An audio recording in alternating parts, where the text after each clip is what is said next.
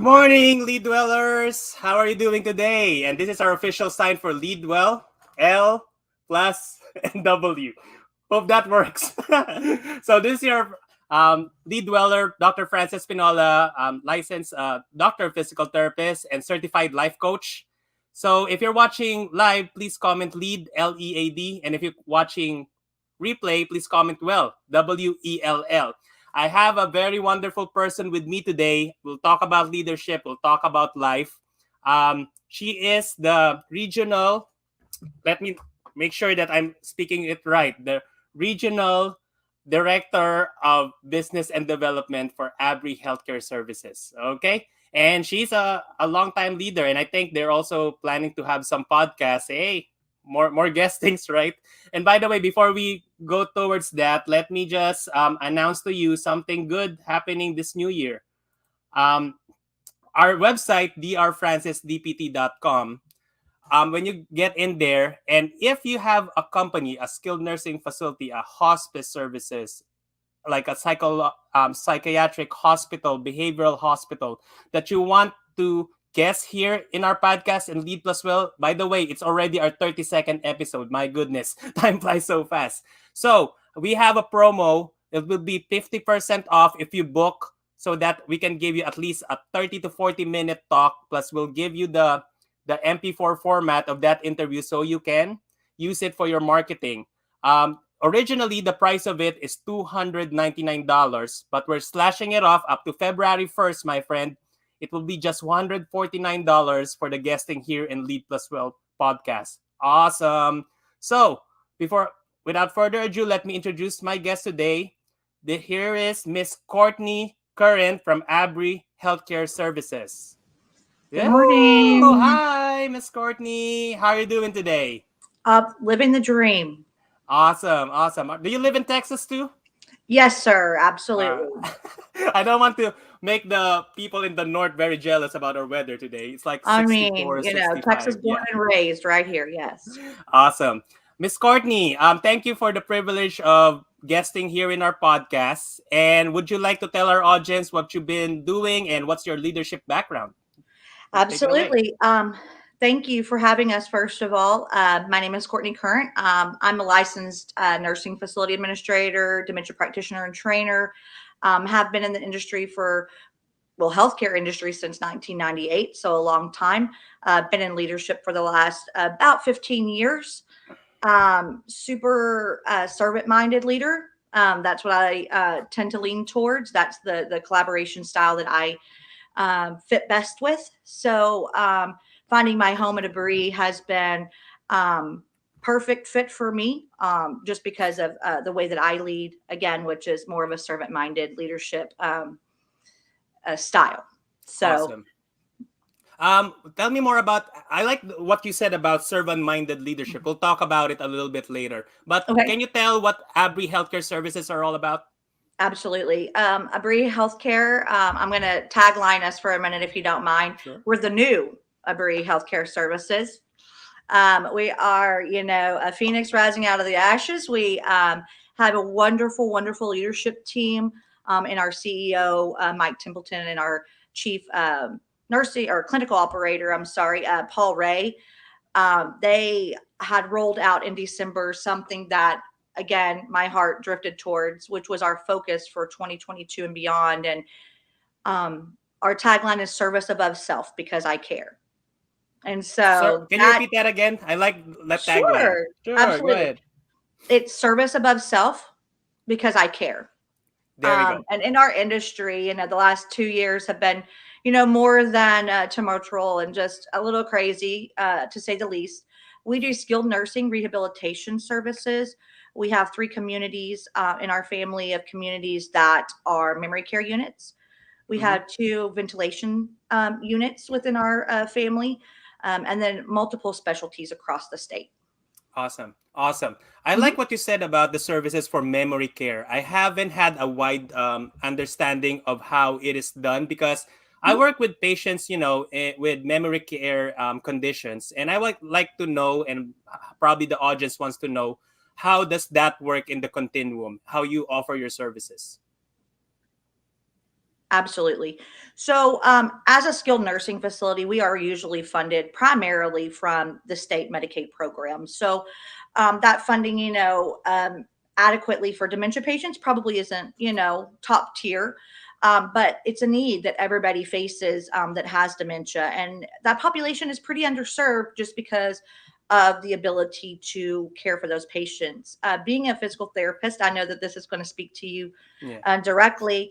Part of being a good leader is finding ways to help your team members better care for your patients. Yep. It's finding innovative ways to problem solve things that the industry just is having a hard time with. And one thing that our leadership really bought into, and I'm just, beyond thrilled about as a dementia practitioner, is what's the one thing that is very detrimental to dementia patients Hmm. towards late dementia stages is falls.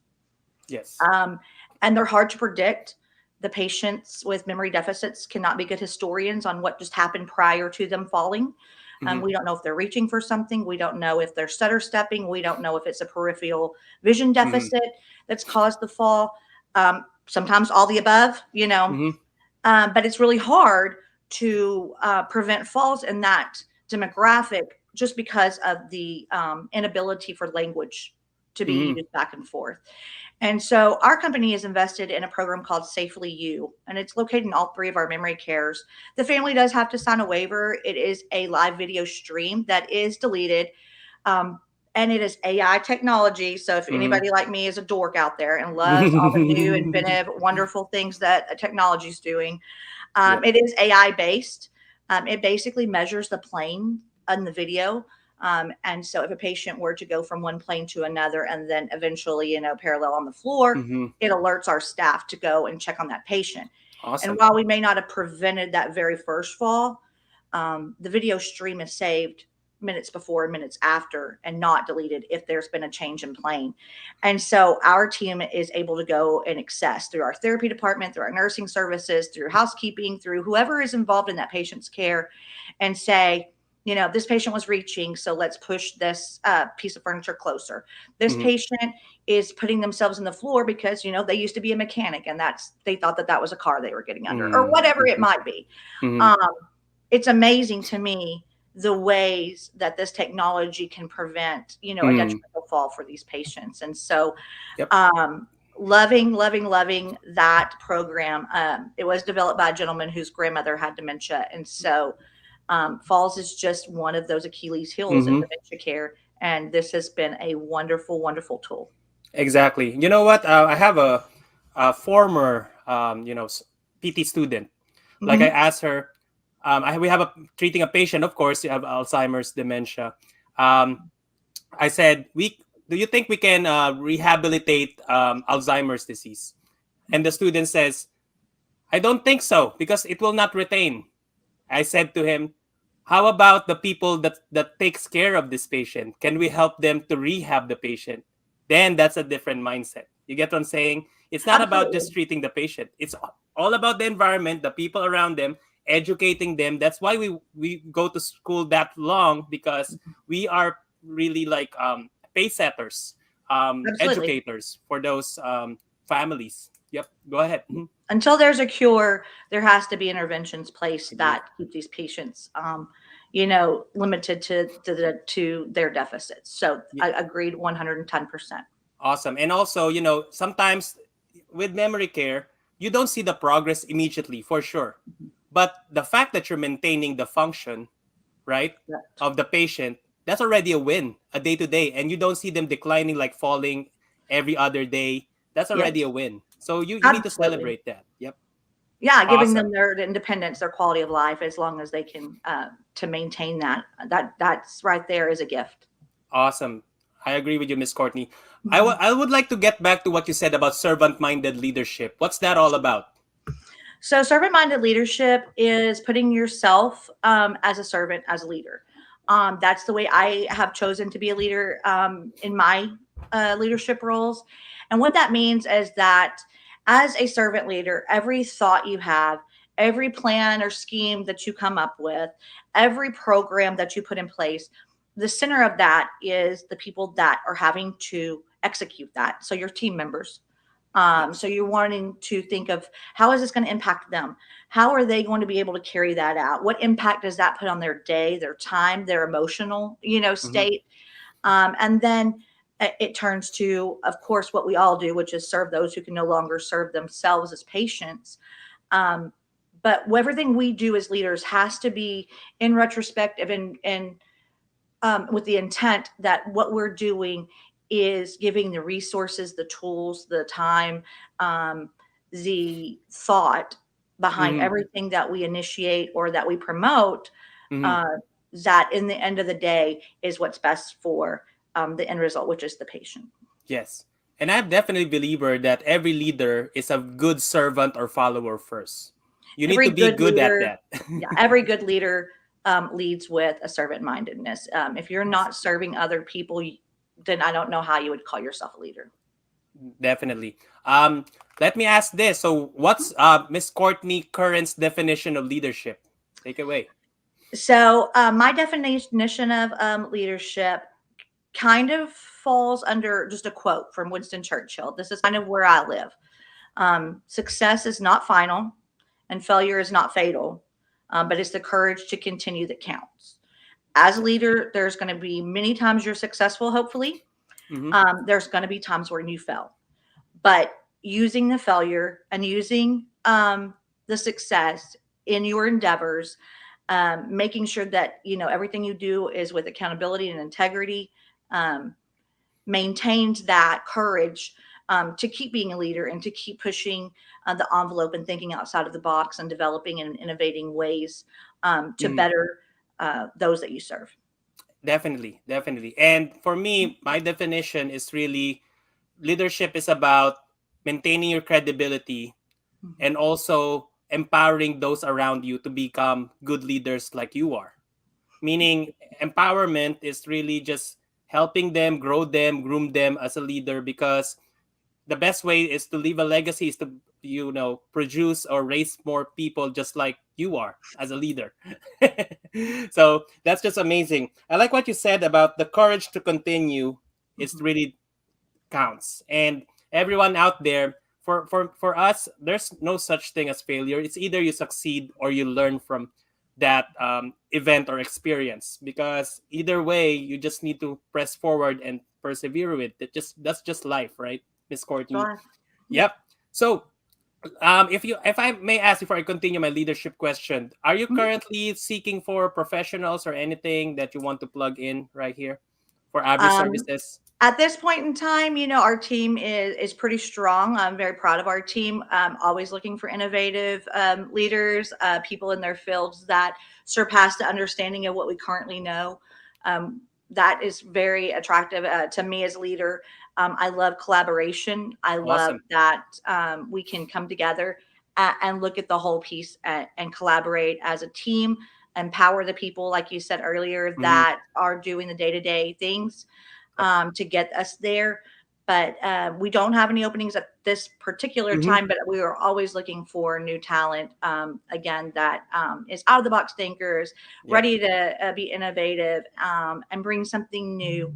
We're never going to grow as a company or as a Mhm. institution of care, continuum of care, if we do same things the same way. COVID Exactly. has taught us anything, it's taught us that doing things the old way, we're going to get the same results.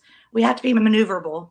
We Yep. have to be able to be flexible, and we have to be able to be out of the box thinkers and innovative in the way that we care for people. Exactly. I like that. And you know what I asked that? Because actually, when you retain people and you're not looking for new people to add on to the group, that's actually a good thing. It means that you are Sometimes, yeah. exactly. It can be a good thing because meaning Mhm. that you're concentrating and growing your team, and also what you talk about innovation. You know what? As business people and every leader out there, lack of resources will actually take you outside the box and imagine more than the typical job description or the directions to do this endeavor. So meaning you don't need to always buy something. You need to innovate. You need to see and ask people, what can we come up here that we don't really need to spend a lot of money and probably produce about equal or more better results, right, Miss Courtney? Oh, absolutely. Yeah. Absolutely. And our skilled nursing world has been doing that for years. People wear many hats.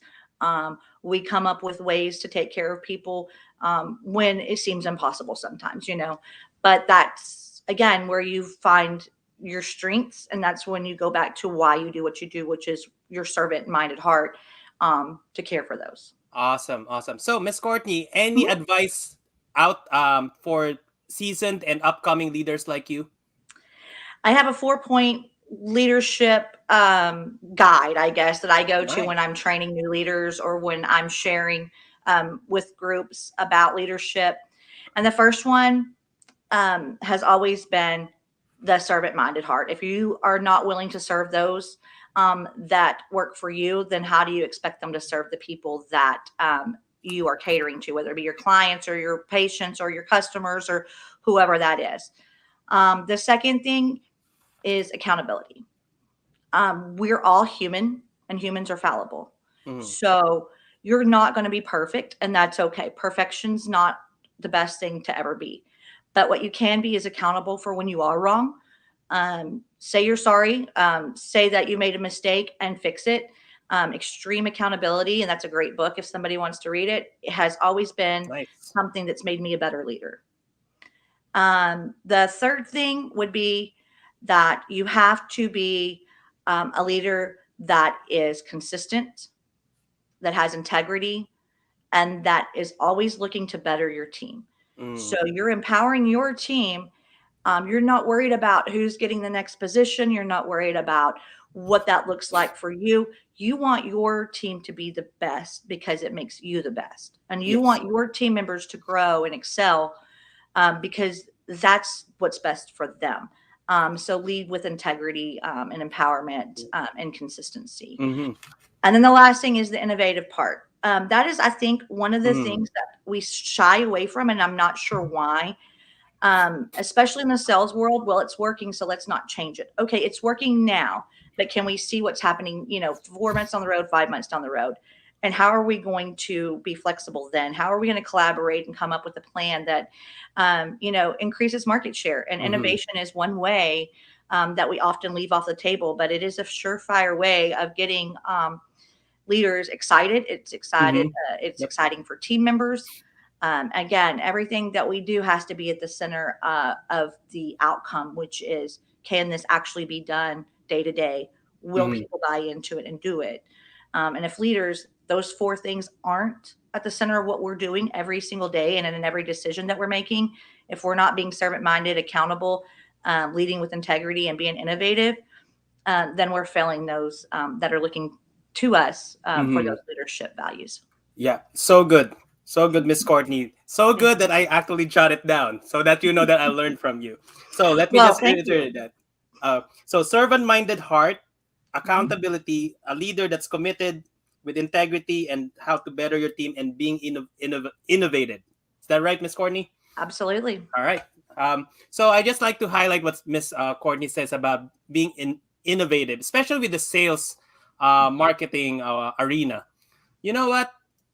There's because people says, "Oh, I don't like sales. I don't like to get into it." There's a lot of competition. You know what? There's always an abundance of resources out there. And guess what? When you're like being innovative in marketing, they think that you are selling the product. No, you're actually selling your belief on that product. So meaning you need to really show and convince them that you are using that product or services so that they will be convinced that, hey, I will get what Miss Courtney is saying. So meaning it's really about being enthusiastic and just never backing down. There's always a negative naysayers for marketing, but I'm not like that. So I like the innovative mind of what you're saying, Miss Courtney. So good. Thank you. Um, any final words or anything you'd like to add up, Miss Courtney? No, just everyone, is in a pressure cooker right now. Everybody go be kind and make sure that we're gracious to each other and lead well. I love the lead well. That was amazing. There you go. Yeah, we just come up about a couple of weeks ago. If you'd like to reach out Miss Courtney Current, here's our number at 254-434-3010. Do you have any other ways that they can reach you at, Miss Courtney? Sure, you can reach me at Courtney.current at abrihs.com. Mm-hmm.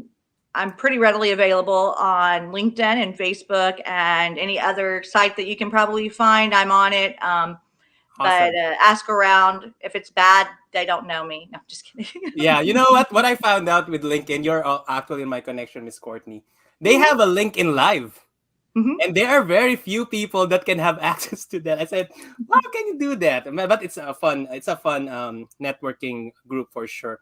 Anyway, Miss Courtney, it's a pleasure talking with you today. I learned a lot from you, and for sure, all our listeners and lead dwellers out there have a wonderful time just listening to you. So, thank you very much, and hope to talk to you soon on your podcast too in the future. Okay. All right. Thank you so much for having us. We are very appreciative to your time. Thank you, Miss Courtney. Have a good day. Have a good day. All right, everyone. As a banner cry here in Lead Well, be strong and courageous because you're not just called to lead, my friends, but to lead it well. Thank you very much and have a wonderful day.